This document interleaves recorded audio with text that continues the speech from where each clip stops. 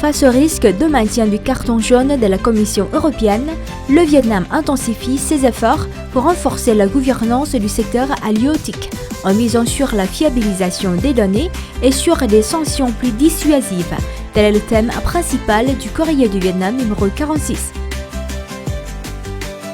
Confronté à la menace persistante du maintien du carton jaune de la Commission européenne concernant la pêche illégale, non déclarée et non réglementée (INN), le Vietnam fait de la gestion rigoureuse des activités maritimes et du traitement des violations une priorité. Le Premier ministre Phạm Minh Chính a récemment enjoint les ministères et secteurs concernés à remettre des rapports hebdomadaires et à appliquer des mesures strictes contre les violations liées à la pêche illégale, afin de préserver les ressources maritimes et de promouvoir un développement durable du secteur halieutique. Le chef du gouvernement a exigé des actions urgentes, coordonnées et assorties de résultats concrets. Les rapports hebdomadaires devront être rigoureux et pertinents. Toute défaillance dans l'exécution des missions entraînera des responsabilités clairement établies. Phạm Minh Chính a rappelé que la lutte contre la pêche INN est une priorité à la fois écologique et socio-économique, essentielle au bien-être du peuple et à la réputation du Vietnam à l'international. Il a appelé les autorités à faire preuve d'une responsabilité exemplaire dans l'application des règles du parti et de l'État.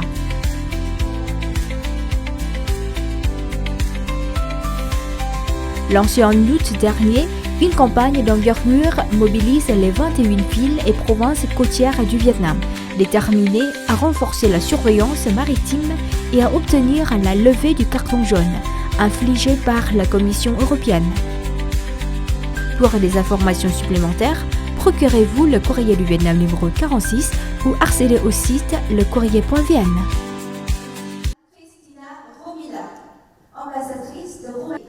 La cérémonie de remise des prix du concours Jeune Reporter Francophone 2025 s'est déroulée le 7 novembre à Hanoï. Le comité d'organisation a décerné en nombre record de 14 prix afin de saluer la créativité, la diversité et le dynamisme de la jeune génération francophone. Le premier prix a été attribué à Nguyễn Vũ Linh et Trịnh Đức Anh, École supérieure de commerce extérieur de Hanoï, pour la silhouette du son du sensible à l'humain. La deuxième prix est revenue à Nguyễn Thị Khánh Huyền et Phùng Diệu Linh, Université de langue et d'études internationales relevant de l'Université nationale de Hanoï, pour l'article 3 des jeunes qui rayonnent avec les minorités ethniques.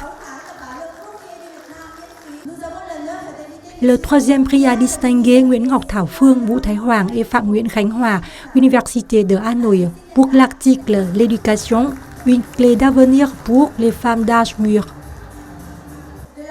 Le comité d'organisation a également décerné deux prix d'encouragement, le prix du président du groupe des ambassades, délégations et institutions francophones GADIF à Hanoï, le prix de l'étudiant talentueux de l'agence universitaire de la francophonie AUF Asie-Pacifique, le prix de l'ambassade de France, le prix de l'ambassade du Maroc, le prix de l'Université des sciences et technologies de Hanoï, USDH, le prix de l'Université Phénica, le prix du public, le prix du candidat dynamique et le prix du candidat impressionnant.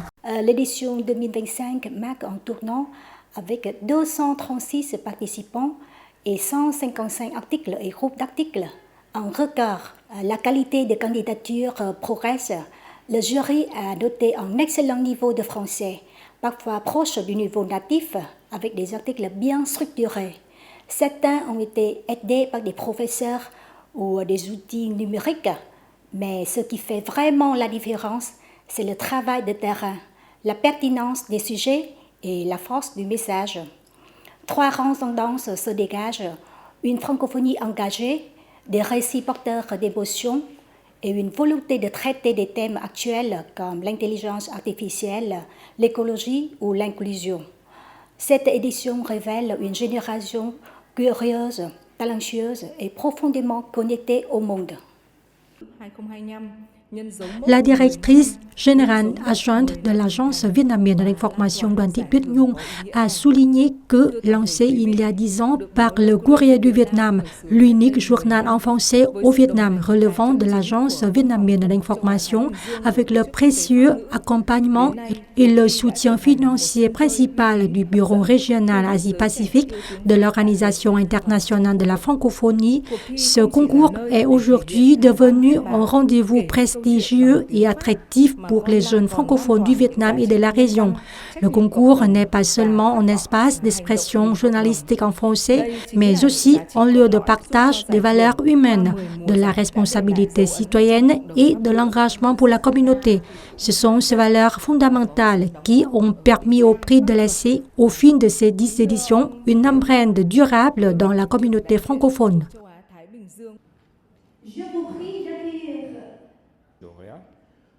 Edgar Doerick, représentant régional pour l'Asie et le Pacifique de l'OIF, REPAF, a salué le développement remarquable de cette édition, tant par le nombre record de participants et de candidatures que par la qualité, la créativité et la profondeur des travaux.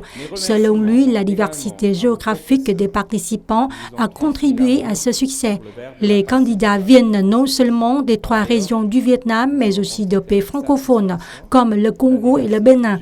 Ceci témoigne du rayonnement du concours au sein de la communauté francophone internationale.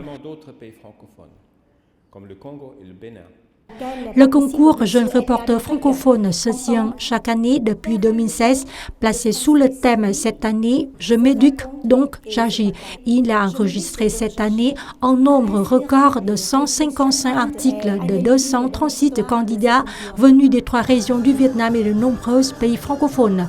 La diversité des sujets et des expressions abordées illustre avec éloquence le rôle de l'éducation dans la formation et de citoyens responsables, la promotion de l'humanité et l'éveil du désir de contribuer à la société.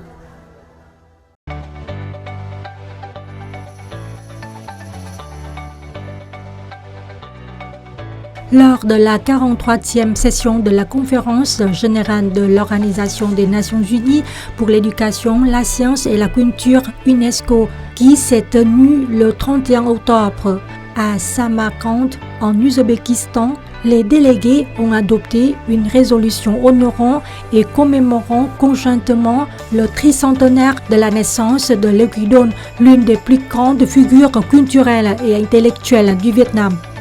La décision de l'UNESCO d'honorer et de commémorer conjointement le tricentenaire de la naissance de Lê Quý Đôn témoigne de la reconnaissance par la communauté internationale du patrimoine scientifique, culturel et éducatif du Vietnam, ainsi que des contributions intellectuelles exceptionnelles de ce savant.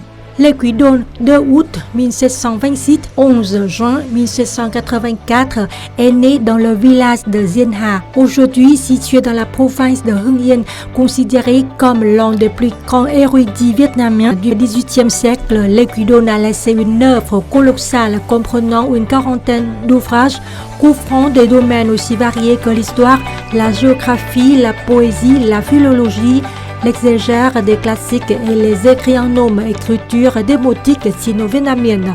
Son influence a largement dépassé les frontières du Vietnam.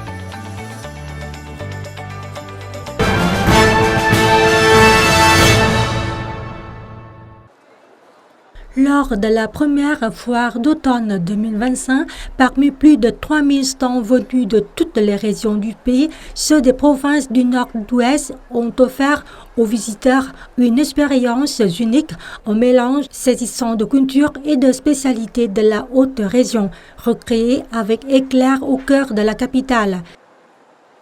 L'espace d'exposition de la province de Điện Biên se distingue par son architecture ouverte, créant un lieu imprégné de l'identité du Nord-Ouest. Les visiteurs peuvent y découvrir et acheter des dizaines de produits agricoles et de spécialités typiques de Điện Biên et admirer le tissage de brocart par des femmes d'ethnie Lao.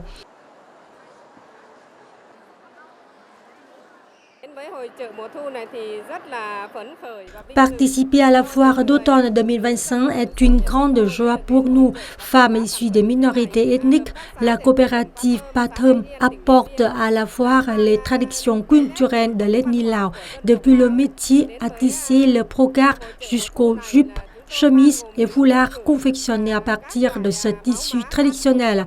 C'est là une expression authentique et riche de l'identité culturelle de l'ethnie Lao lors de cette foire.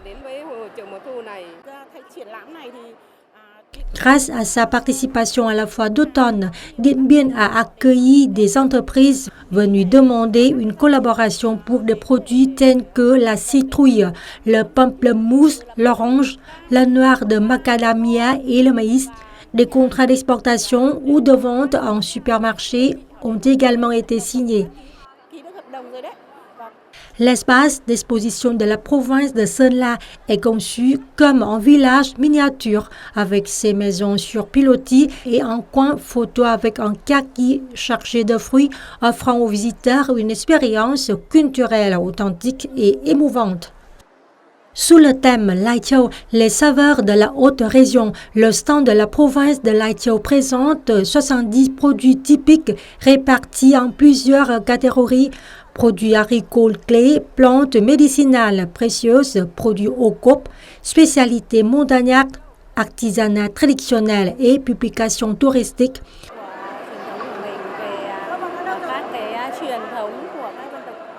Je suis allée visiter les stands des différentes régions pour découvrir leur gastronomie et leur culture.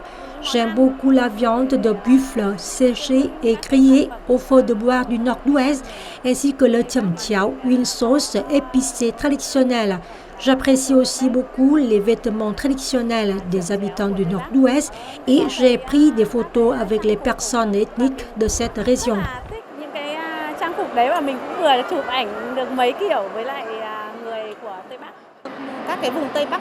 Le Nord-Ouest possède des caractéristiques culturelles uniques qui se reflètent dans ses produits. La foire d'automne 2025 favorise non seulement les échanges commerciaux, mais aussi les échanges culturels.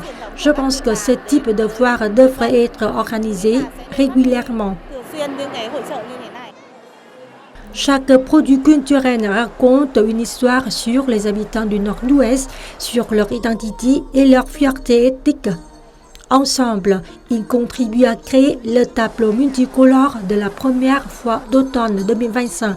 Cet événement est également une occasion pour la culture des ethnies du Nord-Ouest de se rapprocher davantage des habitants de la capitale et des visiteurs.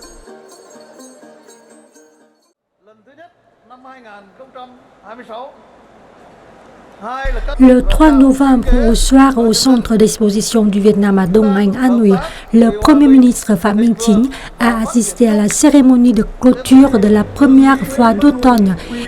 Organisée du 25 octobre au 4 novembre, la foire d'automne 2025 marque le début d'une série d'activités nationales de promotion du commerce, de l'investissement et de la culture à l'ère nouvelle. La foire d'automne est devenue une fête de la technologie, de la créativité et de la culture, illustrant la valeur fondamentale selon laquelle le développement économique doit aller de pair avec le développement culturel, social et humain. Le succès de cette première édition prouve que le marché vietnamien n'est pas seulement attractif par sa taille et sa croissance, mais aussi par sa stabilité, sa sécurité et son ouverture aux investisseurs internationaux. L'événement symbolise la solidarité nationale et l'esprit de développement commun du peuple vietnamien, tout en reflétant la confiance en un Vietnam dynamique et tourné vers l'avenir. Le succès de la foire d'automne ne marque pas seulement l'organisation d'un événement économique et culturel, mais ouvre un nouveau chapitre, celui de la connexion, de l'innovation et de la coopération, incarnant l'aspiration d'un Vietnam puissant, prospère, civilisé et heureux dans la nouvelle ère. Le Premier ministre Phạm Minh Chính a annoncé que les activités de collecte de fonds lancées lors de la foire témoignent de la solidarité du peuple peuple vietnamien envers les régions sinistrées avec un montant de 316 milliards de dons pour assister les sinistrés à retourner à la vie normale.